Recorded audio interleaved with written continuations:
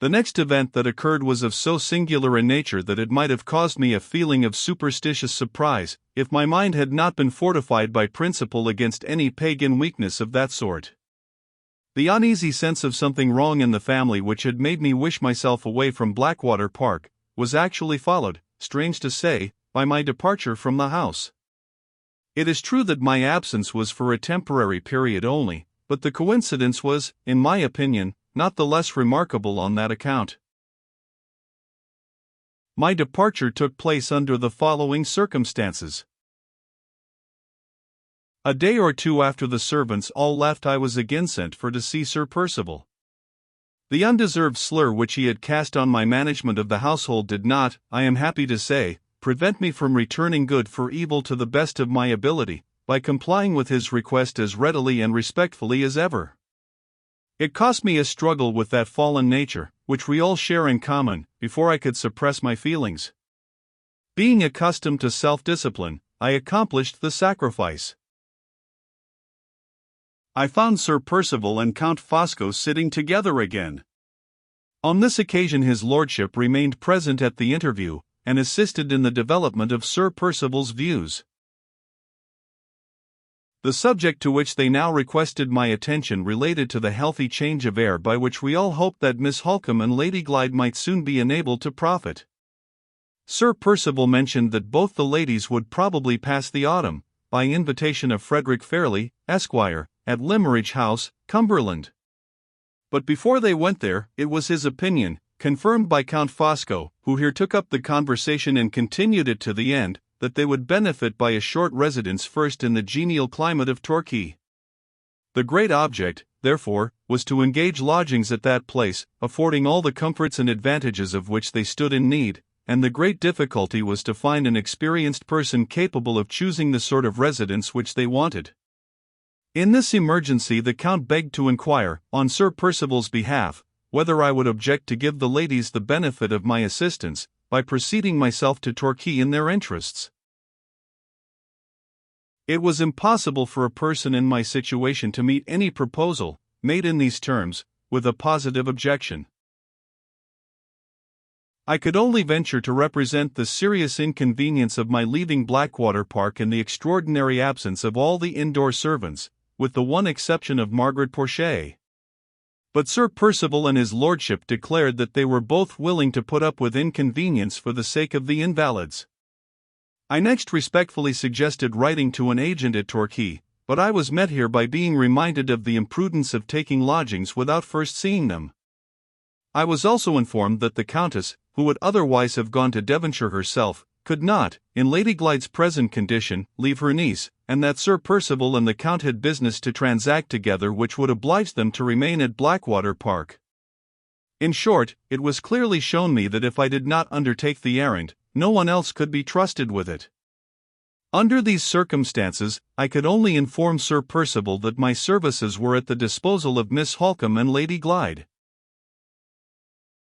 It was thereupon arranged that I should leave the next morning, that I should occupy 1 or 2 days in examining all the most convenient houses in Torquay, and that I should return with my report as soon as I conveniently could. A memorandum was written for me by his lordship, stating the requisites which the place I was sent to take must be found to possess, and a note of the pecuniary limit assigned to me was added by Sir Percival. My own idea on reading over these instructions was, that no such residence as I saw described could be found at any watering place in England, and that, even if it could by chance be discovered, it would certainly not be parted with for any period on such terms as I was permitted to offer. I hinted at these difficulties to both the gentlemen, but Sir Percival, who undertook to answer me, did not appear to feel them. It was not for me to dispute the question. I said no more, but I felt a very strong conviction that the business on which I was sent away was so beset by difficulties that my errand was almost hopeless at starting. Before I left I took care to satisfy myself that Miss Holcombe was going on favorably.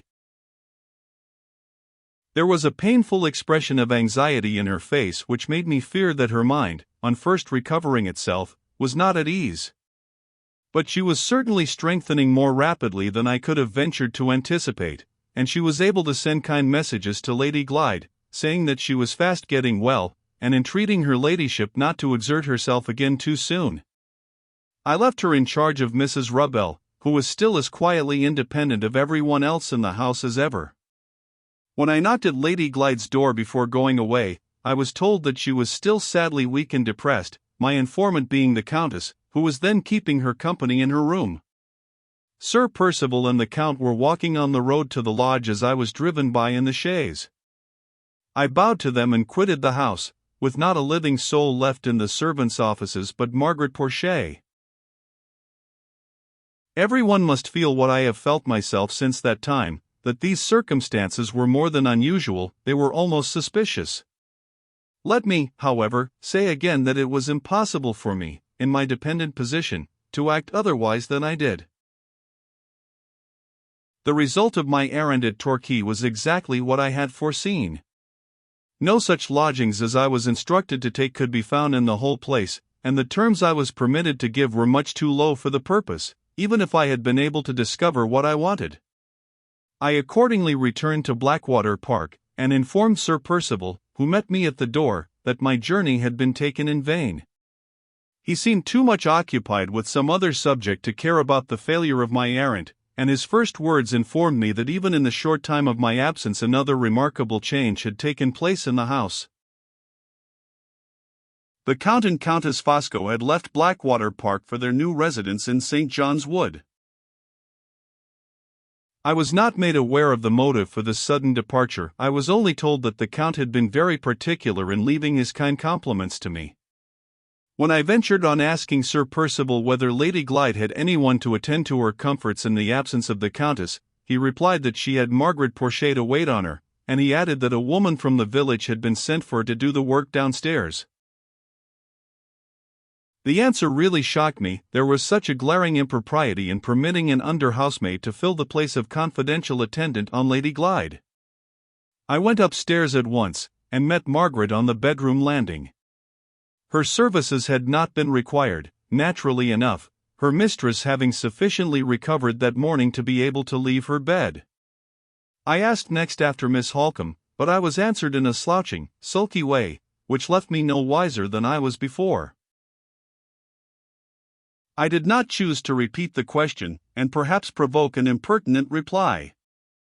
It was in every respect more becoming to a person in my position to present myself immediately in Lady Glyde's room. I found that her ladyship had certainly gained in health during the last few days. Although still sadly weak and nervous, she was able to get up without assistance, and to walk slowly about her room, feeling no worse effect from the exertion than a slight sensation of fatigue. She had been made a little anxious that morning about Miss Holcombe, through having received no news of her from anyone. I thought this seemed to imply a blamable want of attention on the part of Mrs. Rubbell, but I said nothing, and remained with Lady Glyde to assist her to dress. When she was ready we both left the room together to go to Miss Holcombe. We were stopped in the passage by the appearance of Sir Percival. He looked as if he had been purposely waiting there to see us. "Where are you going?" he said to Lady Glyde. "To Marian's room," she answered. "It may spare you a disappointment," remarked Sir Percival, "if I tell you at once that you will not find her there." "Not find her there?" "No. She left the house yesterday morning with Fosco and his wife." Lady Glyde was not strong enough to bear the surprise of this extraordinary statement. She turned fearfully pale, and leaned back against the wall, looking at her husband in dead silence. I was so astonished myself that I hardly knew what to say. I asked Sir Percival if he really meant that Miss Holcombe had left Blackwater Park. "I certainly mean it," he answered. "In her state, Sir Percival. Without mentioning her intentions to Lady Glyde." Before he could reply her ladyship recovered herself a little and spoke. "Impossible," she cried out in a loud, frightened manner, taking a step or two forward from the wall. "Where was the doctor? Where was Mr. Dawson when Marian went away?" Mr. Dawson wasn't wanted, and wasn't here, said Sir Percival. He left of his own accord, which is enough of itself to show that she was strong enough to travel. How you stare! If you don't believe she has gone, look for yourself. Open her room door, and all the other room doors if you like. She took him at his word, and I followed her. There was no one in Miss Holcombe's room but Margaret Porchet, who was busy setting it to rights. There was no one in the spare rooms or the dressing rooms when we looked into them afterwards. Sir Percival still waited for us in the passage. As we were leaving the last room that we had examined, Lady Glyde whispered, "Don't go, Mrs. Michelson. Don't leave me, for God's sake." Before I could say anything in return, she was out again in the passage, speaking to her husband. "What does it mean, Sir Percival? I insist, I beg and pray you will tell me what it means." "It means," he answered, "that Miss Holcombe was strong enough yesterday morning to sit up and be dressed, and that she insisted on taking advantage of Fosco's going to London to go there too." "To London?" "Yes, on her way to Limmeridge." Lady Glyde turned and appealed to me. "You saw Miss Holcombe last," she said.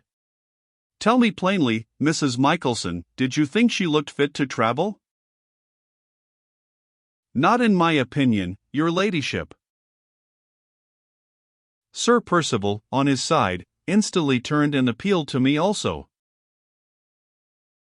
"Before you went away," he said, "did you, or did you not, tell the nurse that Miss Holcombe looked much stronger and better?" "I certainly made the remark, Sir Percival." He addressed her ladyship again the moment I offered that reply.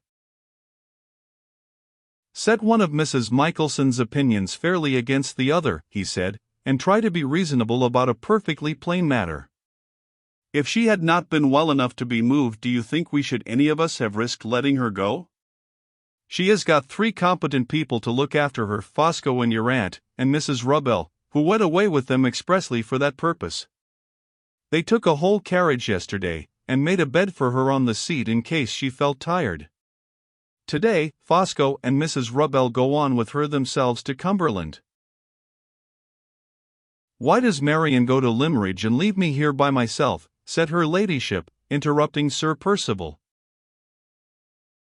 "Because your uncle won't receive you till he has seen your sister first," he replied. "Have you forgotten the letter he wrote to her at the beginning of her illness? It was shown to you, you read it yourself, and you ought to remember it." "I do remember it." "If you do, why should you be surprised at her leaving you? You want to be back at Limmeridge, and she has gone there to get your uncle's leave for you on his own terms." Poor Lady Glyde's eyes filled with tears. "Marian never left me before," she said, "without bidding me goodbye."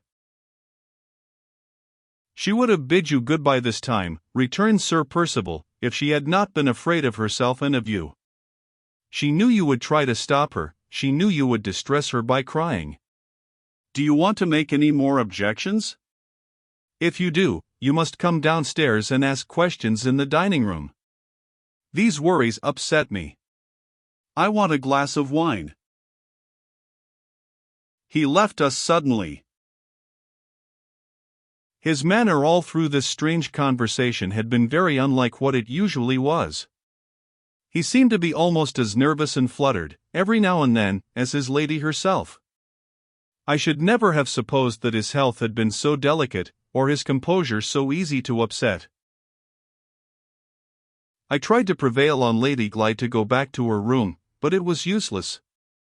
She stopped in the passage, with the look of a woman whose mind was panic-stricken. "Something has happened to my sister," she said. "Remember, my lady, what surprising energy there is in Miss Holcombe," I suggested. "She might well make an effort which other ladies in her situation would be unfit for. I hope and believe there is nothing wrong, I do indeed." "I must follow Marian," said her ladyship, with the same panic-stricken look. "I must go where she is gone, I must see that she is alive and well with my own eyes. Come. Come down with me to Sir Percival." I hesitated, fearing that my presence might be considered an intrusion. I attempted to represent this to her ladyship, but she was deaf to me. She held my arm fast enough to force me to go downstairs with her, and she still clung to me with all the little strength she had at the moment when I opened the dining-room door. Sir Percival was sitting at the table with a decanter of wine before him. He raised the glass to his lips as we went in and drained it at a draught. Seeing that he looked at me angrily when he put it down again, I attempted to make some apology for my accidental presence in the room. "Do you suppose there are any secrets going on here?" he broke out suddenly. "There are none, there is nothing underhand, nothing kept from you or from anyone."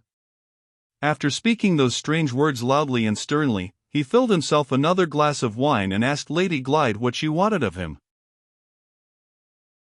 "If my sister is fit to travel, I am fit to travel," said her ladyship, with more firmness than she had yet shown. "I come to beg you will make allowances for my anxiety about Marian, and let me follow her at once by the afternoon train."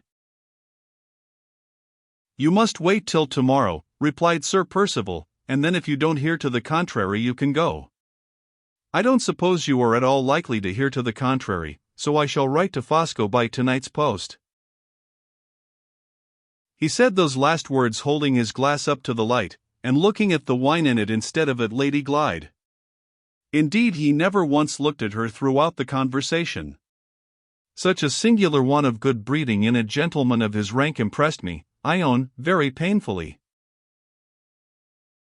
"Why should you write to Count Fosco?" she asked, in extreme surprise. "To tell him to expect you by the midday train," said Sir Percival. "He will meet you at the station when you get to London, and take you on to sleep at your aunt's in St. John's Wood." Lady Glyde's hand began to tremble violently round my arm, why I could not imagine. "There is no necessity for Count Fosco to meet me," she said. "I would rather not stay in London to sleep."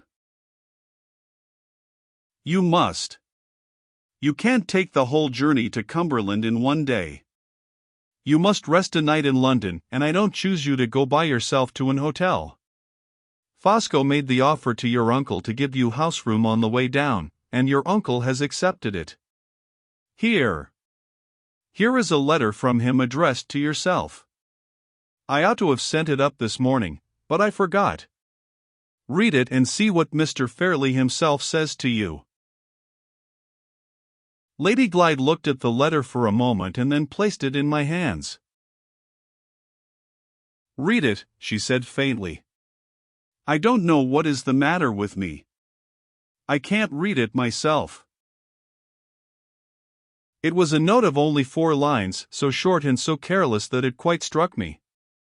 If I remember correctly, it contained no more than these words: "Dearest Laura, please come whenever you like. Break the journey by sleeping at your aunt's house. Grieved to hear of dear Marian's illness. Affectionately yours, Frederick Fairley." "I would rather not go there, I would rather not stay a night in London," said her ladyship, breaking out eagerly with those words before I had quite done reading the note, short as it was. "Don't write to Count Fosco. Pray don't write to him." Sir Percival filled another glass from the decanter so awkwardly that he upset it and spilt all the wine over the table. "My sight seems to be failing me," he muttered to himself, in an odd, muffled voice. He slowly set the glass up again, refilled it, and drained it once more at a draught. I began to fear, from his look and manner, that the wine was getting into his head. "Pray don't write to Count Fosco," persisted Lady Glyde, more earnestly than ever. "Why not, I should like to know?" cried Sir Percival, with a sudden burst of anger that startled us both. "Where can you stay more properly in London than at the place your uncle himself chooses for you, at your aunt's house? Ask Mrs. Michelson." The arrangement proposed was so unquestionably the right and the proper one, that I could make no possible objection to it. Much as I sympathized with Lady Glyde in other respects, I could not sympathize with her in her unjust prejudices against Count Fosco. I never before met with any lady of her rank and station who was so lamentably narrow-minded on the subject of foreigners. Neither her uncle's note nor Sir Percival's increasing impatience seemed to have the least effect on her. She still objected to staying a night in London, she still implored her husband not to write to the Count. "Drop it," said Sir Percival, rudely turning his back on us. "If you haven't sense enough to know what is best for yourself, other people must know it for you. The arrangement is made and there is an end of it. You are only wanted to do what Miss Holcombe has done before you." "Marian," repeated her ladyship, in a bewildered manner, "Marian sleeping in Count Fosco's house?" "Yes, in Count Fosco's house. She slept there last night to break the journey, and you are to follow her example, and do what your uncle tells you. You are to sleep at Fosco's tomorrow night, as your sister did, to break the journey. Don't throw too many obstacles in my way. Don't make me repent of letting you go at all." He started to his feet, and suddenly walked out into the veranda through the open glass doors. "Will your ladyship excuse me," I whispered, "if I suggest that we had better not wait here till Sir Percival comes back? I am very much afraid he is overexcited with wine." She consented to leave the room in a weary, absent manner. As soon as we were safe upstairs again, I did all I could to compose her ladyship's spirits. I reminded her that Mr. Fairlie's letters to Miss Holcombe and to herself did certainly sanction, and even render necessary, sooner or later, the course that had been taken. She agreed to this, and even admitted, of her own accord, that both letters were strictly in character with her uncle's peculiar disposition, but her fears about Miss Holcombe, and her unaccountable dread of sleeping at the Count's house in London, still remained unshaken in spite of every consideration that I could urge.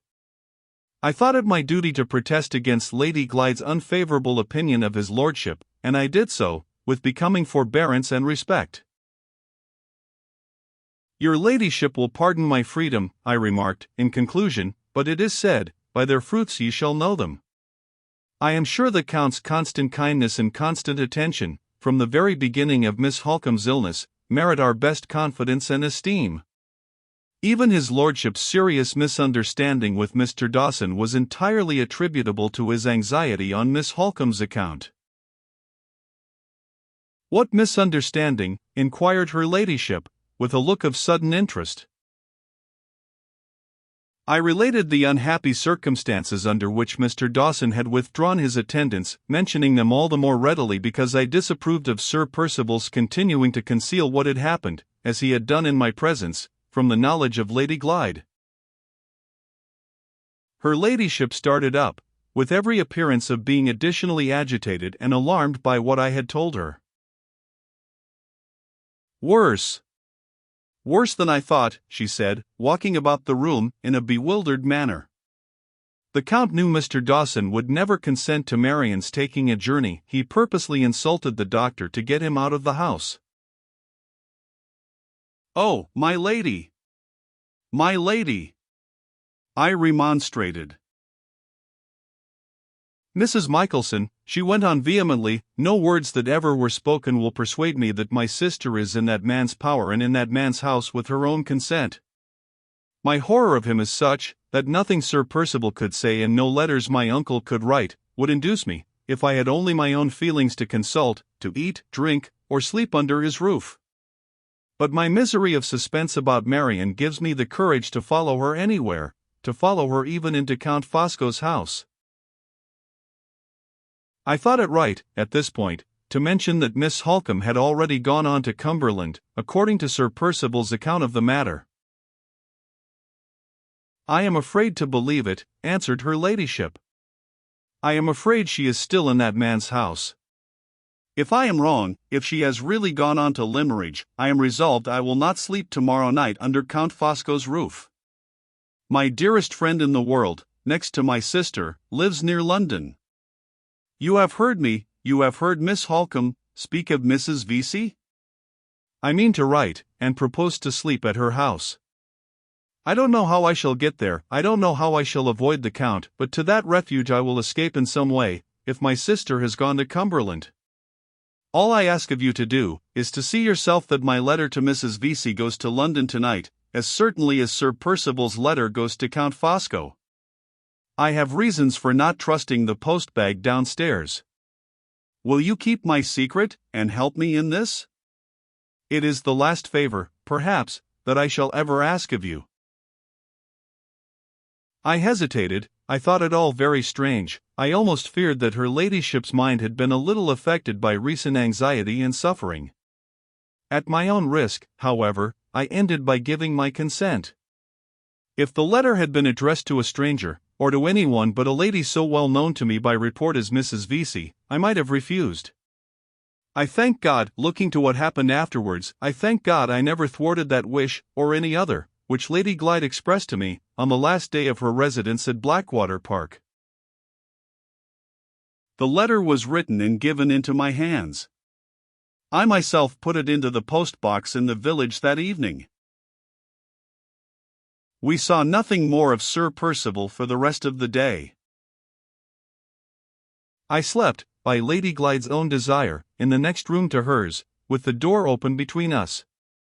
There was something so strange and dreadful in the loneliness and emptiness of the house, that I was glad, on my side, to have a companion near me. Her ladyship sat up late, reading letters and burning them, and emptying her drawers and cabinets of little things she prized, as if she never expected to return to Blackwater Park. Her sleep was sadly disturbed when she at last went to bed. She cried out in it several times, once so loud that she woke herself. Whatever her dreams were, she did not think fit to communicate them to me. Perhaps, in my situation, I had no right to expect that she should do so. It matters little now. I was sorry for her. I was indeed heartily sorry for her all the same. The next day was fine and sunny. Sir Percival came up, after breakfast, to tell us that the chaise would be at the door at 11:45, the train to London stopping at our station at 20 minutes after. He informed Lady Glyde that he was obliged to go out, but added that he hoped to be back before she left. If any unforeseen accident delayed him, I was to accompany her to the station, and to take special care that she was in time for the train. Sir Percival communicated these directions very hastily, walking here and there about the room all the time. Her ladyship looked attentively after him wherever he went. He never once looked at her in return. She only spoke when he had done, and then she stopped him as he approached the door, by holding out her hand. "I shall see you no more," she said, in a very marked manner. "This is our parting, it may be forever. Will you try to forgive me, Percival, as heartily as I forgive you?" His face turned of an awful whiteness all over, and great beads of perspiration broke out on his bald forehead.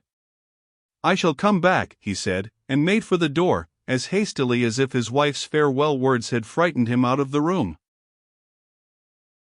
I had never liked Sir Percival, but the manner in which he left Lady Glyde made me feel ashamed of having eaten his bread and lived in his service. I thought of saying a few comforting and Christian words to the poor lady, but there was something in her face, as she looked after her husband when the door closed on him, that made me alter my mind and keep silence.